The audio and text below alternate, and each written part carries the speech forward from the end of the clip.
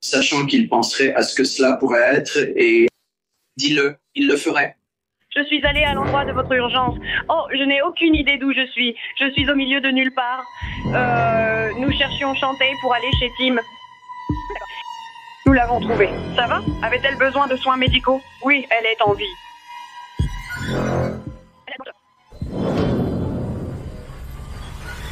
Quand Jackie et Charlie sont partis à la recherche de Shantae, ils gardèrent l'espoir qu'elle était encore en vie.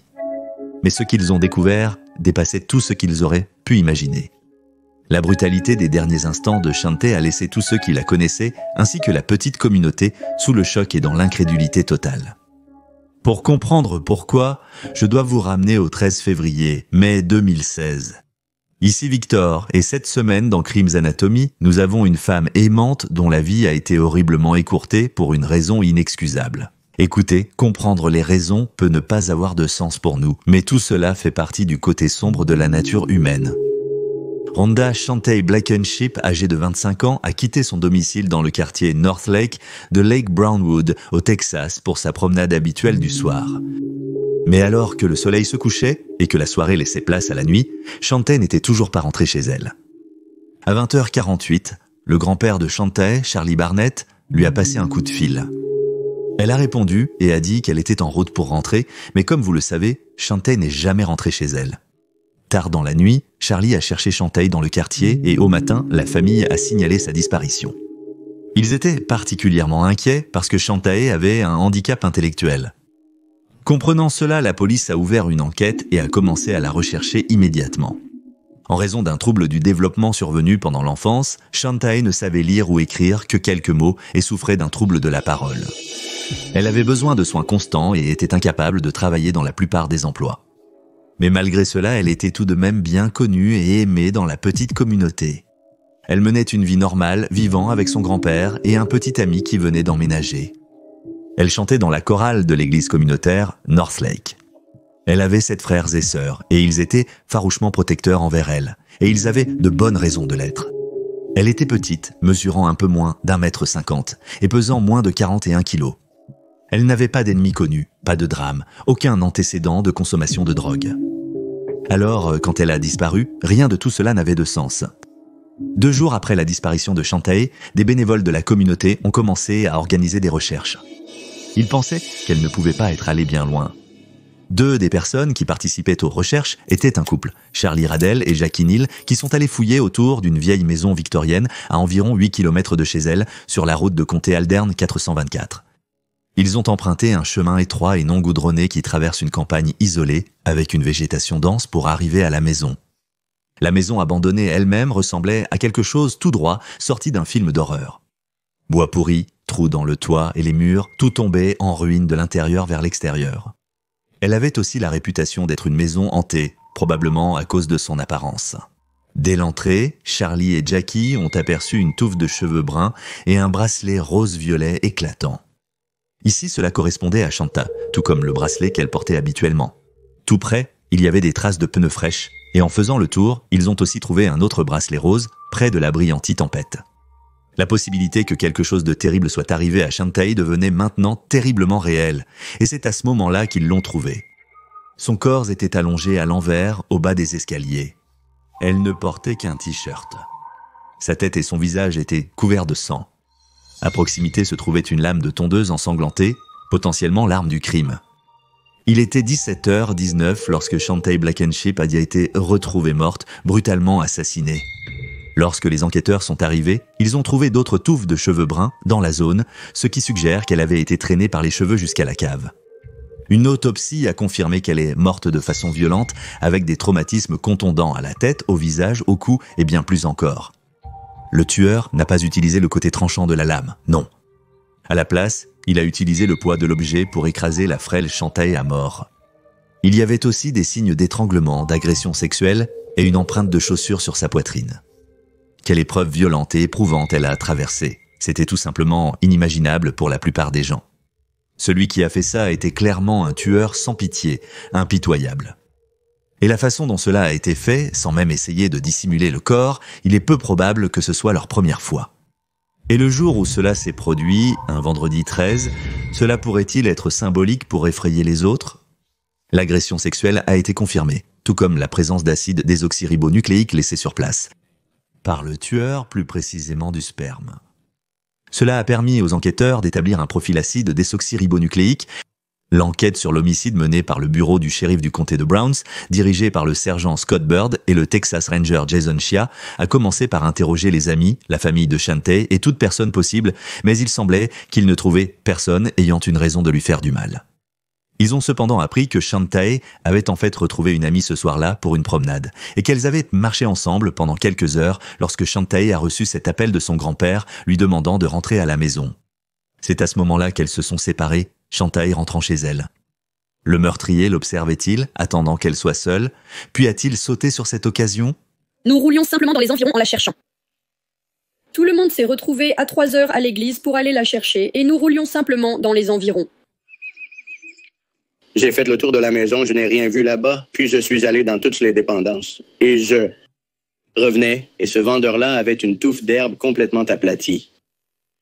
Alors je fais le tour et je regarde, et elle est là, elle est à l'envers là-dedans, et elle fait juste des petits bruits. J'ai une fille de cet âge-là. Je n'y crois pas.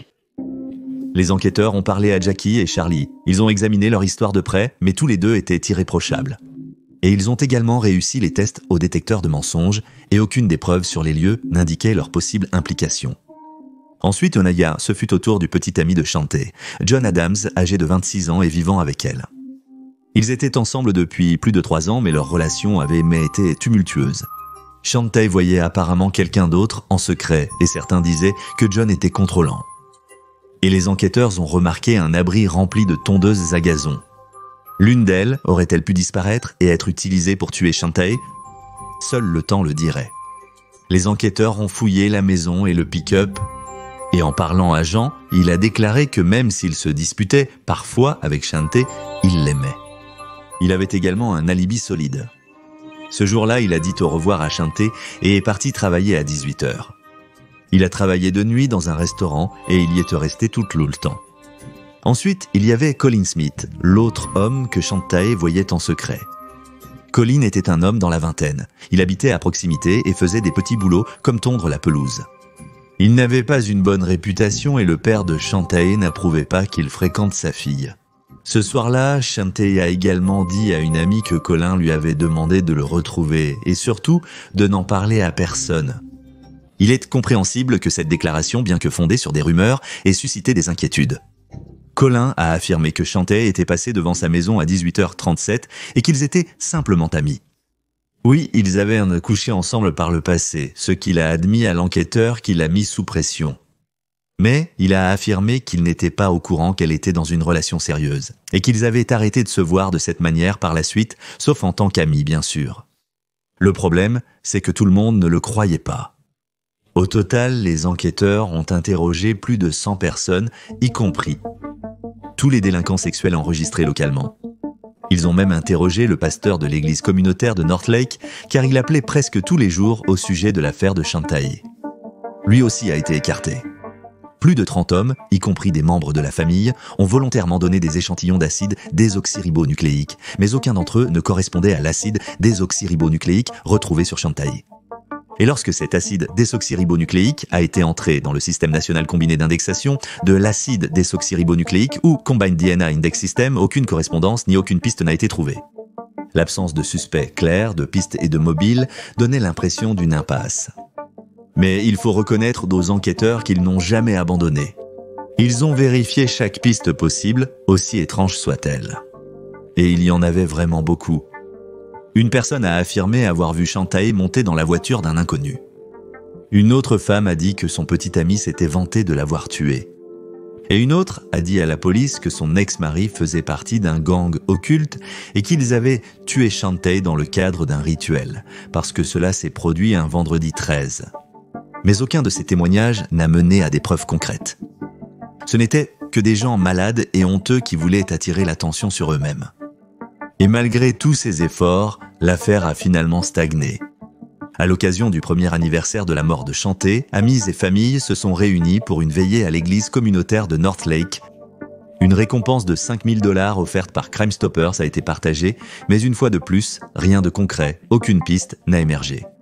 Ensuite, le sergent Bird s'est intéressé à une nouvelle technologie acide désoxyribonucléique, le phénotypage, un outil médico-légal qui reconstitue et prédit l'apparence d'un suspect à partir de son acide désoxyribonucléique. Bird a contacté Parabon Nanolabs, une entreprise basée en Virginie spécialisée dans cette technologie. Parabon affichait un taux de réussite de 50% dans l'aide à la résolution d'affaires classées non résolues. La procédure a coûté 3 600 $ et le bureau du procureur du district a accepté de partager les frais. Et des prélèvements d'acide désoxyribonucléique sur le corps de Shanté ont été envoyés au laboratoire. Pour ceux d'entre vous qui n'ont pas vu ma dernière vidéo, laissez-moi vous expliquer comment fonctionne le phénotypage acide désoxyribonucléique. Parabon Nanolabs utilise le polymorphisme nucléotidique simple ou polymorphisme nucléotidique simple pour générer des images composites numériques ou des instantanées à partir de l'acide désoxyribonucléique. La méthode analyse des marqueurs qui influencent les caractéristiques visibles telles que la couleur des yeux, la couleur des cheveux, la teinte de la peau, les taches de rousseur, la structure du visage et l'ascendance. Elle nécessite un véritable échantillon d'acide désoxyribonucléique pour fonctionner. Cette technique est encore en cours d'examen par les pairs et fait l'objet d'analyses supplémentaires. Bien sûr, comme pour toute nouvelle technologie, il y a des critiques. Les groupes de défense des droits civiques et les avocats de la défense soutiennent que l'apparence physique n'est pas déterminée uniquement par la génétique. Le régime alimentaire, le mode de vie, les changements cosmétiques comme faire pousser une barbe ou l'influence de drogue peuvent affecter l'apparence. Pourtant, des études sur des jumeaux identiques nous montrent à quel point beaucoup d'entre eux se ressemblent. Et puis, si cela fonctionne, cela peut aider à réduire le nombre de suspects potentiels pour une enquête plus approfondie. Environ un mois après avoir soumis l'échantillon d'acide désoxyribonucléique Parabon a renvoyé le profil suivant du suspect masculin inconnu. Ascendance, plus de 90% d'Europe du Nord et 6% du Moyen-Orient nordique. Teint de peau, clair à très clair. Couleur des yeux, bleu à vert, couleur des cheveux, brun à blond. L'entreprise a généré une image numérique du suspect, en supposant un âge de 25 ans et un indice de masse corporelle de 22, ce qui signifie qu'il était plutôt mince. Le sergent Bird n'a pas perdu de temps. Il a publié l'image composite générée par Parabon Nanolabs sur la page Facebook du bureau du shérif du comté de Brown le 8 novembre, mais beaucoup de gens ont commenté qu'elle ressemblait à n'importe quel autre homme blanc. Mais quand le frère de Shanté a vu la photo, cela lui a rappelé quelqu'un, je cite, qui ressemble à Ryan Riggs. Riggs, 21 ans, était un voisin et un ancien camarade de classe du frère de Shanté. Il avait déjà harcelé le frère de Shanté auparavant. Il était une connaissance du petit ami de Shanté mais n'avait jamais été considéré comme un suspect. Il n'a même jamais été interrogé car il n'avait aucun lien connu avec Shanté ou sa famille et n'avait pas attiré l'attention lors de l'enquête. La seule connexion connue avec Shanté était le fait qu'il fréquentait la même église. Lorsque la police a tenté de localiser Riggs, il avait disparu. Ses parents ont dit qu'ils ne l'avaient pas vu depuis presque une semaine et demie. Les adjoints ont fouillé pendant plusieurs jours, mais ils n'ont rien trouvé. Mais pendant les recherches, ils ont découvert que Riggs avait illégalement jeté des ordures. Un mandat d'arrêt a été émis pour cette accusation, mais il restait introuvable. Ses parents ont ensuite admis que Riggs était brièvement revenu pour laisser un billet de 20 $ et un mot s'excusant d'avoir manqué l'anniversaire de sa mère. Mais 6 jours plus tard, Riggs est réapparu. Le 15 novembre 2018, exactement 18 mois après que le corps de Shanté a été retrouvé, Ryan Riggs est entré dans l'église communautaire de Northlake avec ses parents. Il a demandé à parler au pasteur Ron Kinner et il a avoué avoir tué Shanta, puis il a demandé à s'adresser à la congrégation. Ce soir-là, Riggs s'est tenu devant un petit groupe et a dit « Je suis un meurtrier. J'ai tué Shanté Blankenship ». Il n'a donné aucun détail et n'a pas mentionné d'agression sexuelle. Après la confession, Riggs, ses parents et le pasteur Kinner sont allés directement au bureau du shérif. Là-bas, Riggs a de nouveau avoué, cette fois officiellement, au sergent Bird et au Texas Ranger Jason Chia. L'entretien a duré 2 heures. C'était un aveu étrangement calme et factuel, très différent d'un aveu typique, car il n'y a eu ni dénégation, ni échanges habituels qui précèdent généralement l'aveu d'un suspect. Briggs est allé droit au but et a dit « C'est moi qui ai tué Shanté. Il voulait tuer quelqu'un, il voulait faire un raid. Qu'est-ce que c'est? La seule chose à laquelle je peux penser, c'est que ça pourrait être Satan. Donc, oui. Riggs a dit qu'il connaissait Chantaï, tout comme tout le monde dans la communauté la connaissait. Il a dit qu'il l'avait vue près des boîtes aux lettres de la communauté, lui avait proposé de traîner un peu et l'avait emmenée dans son camion à un point de vue près du lac. Il a dit qu'il avait parlé et flirté avec Chantaï. Et elle passait devant les boîtes aux lettres et s'est approchée directement. Je l'ai vue et je lui ai demandé si elle avait besoin d'un trajet. Elle est montée dans le camion et je lui ai demandé si elle rentrait chez elle et elle a dit non. Je lui ai demandé si elle voulait traîner et elle a dit oui. Chaque fois que je la voyais, c'était comme si...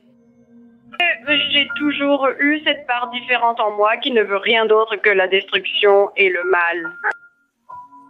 Et chaque fois que je l'ai vue ce jour-là, c'était juste...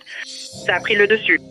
Puis, il l'a emmenée dans un endroit isolé, l'a étranglée sur le siège avant de son camion, lui a enlevé ses vêtements et l'a agressée sexuellement. Il a dit que Chantaï s'est débattue, mais qu'elle ne pouvait pas crier parce que son bras appuyait contre son cou. Alors qu'elle était inconsciente, mais encore en vie, il l'a emmenée dans la maison victorienne abandonnée. Il l'a traînée par les cheveux et l'a jetée par-dessus la clôture. Ensuite, il a sorti une lame de tondeuse de l'arrière de son camion et l'a frappée à la tête et au visage avec pour s'assurer qu'elle était morte. Riggs a dit qu'il pensait « Il faut que je m'assure qu'elle ne se réveille pas et qu'elle ne me dénonce pas ». Riggs a également admis qu'il avait piétiné la poitrine de Chantaï. Après avoir laissé le corps dans la cave à tempête, Riggs a pris le téléphone portable de Chantaï et l'a jeté plusieurs kilomètres plus loin sur la route. Riggs a dit à la police « Je voulais que les deux choses arrivent, le viol et le meurtre ». Il a décrit avoir une part de lui qui ne veut rien d'autre que la destruction et le mal. Il a admis qu'il savait que Chantaï avait des handicaps et qu'il l'avait choisie parce qu'elle était petite et serait une cible facile. Lorsqu'on lui a demandé pourquoi il avait avoué, Riggs a dit à la police qu'il était chez lui en train de se cacher quand ils sont venus délivrer le mandat pour dépôt illégal d'ordures et qu'il savait que les flics n'étaient pas là pour les ordures. Il a admis qu'il s'était enfui après ce jour-là. Il a dit qu'il avait envisagé d'en finir avec tout et qu'il avait passé du temps à parler à Dieu. Il a affirmé que c'était Dieu qui lui avait dit « Si tu veux le salut, voilà ce que tu dois faire ». Riggs a dit qu'il était allé à l'église pour se remettre à Dieu. « Maintenant, je me rends à la justice ». Lorsqu'on lui a demandé quelle punition Riggs pensait mériter, il a répondu « La mort, c'est sûr ». Les adjoints ont poursuivi l'entretien en lui posant des questions sur son passé. Riggs a admis consommer et vendre régulièrement de la méthamphétamine, mais il a affirmé ne pas être sous l'emprise de drogue lors du crime. Il a également avoué avoir tenté de noyer son chihuahua et avait des antécédents de troubles mentaux, laissant entendre qu'il avait été victime d'abus sexuels dans son enfance.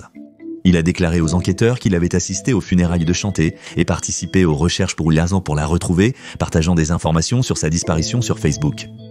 Malgré ces déclarations troublantes, Riggs semblait articulé, cohérent et mentalement présent.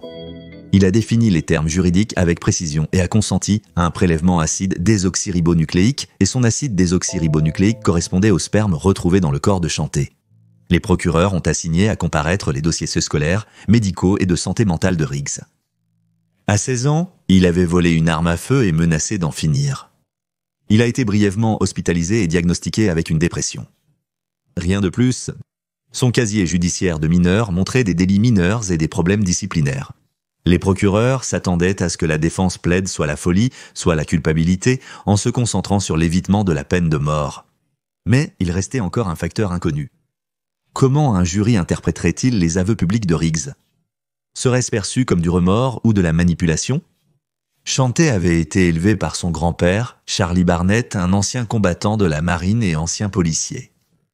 Il avait 87 ans au moment de sa mort et travaillait encore de nuit. Bien qu'il paraissait en bonne santé, les procureurs ont décidé de prendre sa déposition par précaution. La déposition s'est déroulée sans problème, mais Barnett a ensuite avoué au procureur que cela l'avait profondément bouleversé de se retrouver dans la même pièce que ce, je cite, « fils de pute, Riggs ». Quelques mois plus tard, Barnett a subi un accident vasculaire cérébral. Le stress d'avoir perdu Chantaï et d'apprendre les détails horribles de sa mort l'avait clairement affecté. À l'approche du procès, les avocats de la défense ont proposé un accord de plaidoyer. Riggs accepterait la prison à vie sans possibilité de libération conditionnelle si la peine de mort était écartée. Leur argument était le coût élevé d'un procès pour peine capitale et les années de recours en appel. Après avoir consulté la famille de Chanté, les procureurs ont accepté. La famille Chi voulait tourner la page sans passer par des années de recours en appel, ni revivre le traumatisme devant le tribunal. Le 15 février 2019, Riggs a plaidé coupable de meurtre avec préméditation. Il a été condamné à la prison à vie sans possibilité de libération conditionnelle. Toute la famille de Chante était présente dans la salle d'audience, y compris Monsieur Barnett. Sa mère, Michelle McDaniel, a prononcé une déclaration percutante sur l'impact de ce crime. Elle a dit « Tu ne te marieras jamais. Tu n'auras jamais d'enfants pour que ta mère et ton père au foyer des petits-enfants. Ma fille t'aurait pardonné parce qu'elle était comme ça. J'espère qu'un jour tu réaliseras tout ce que tu as fait, non seulement à nous, mais aussi à ta propre famille. » Plus tard dans la journée, la famille a publié une photo de Chanté près du lac avec la légende « J'ai eu ma justice ». Mesdames et messieurs, cette affaire montre à quel point le phénotypage acide des oxyribonucléiques peut être puissant.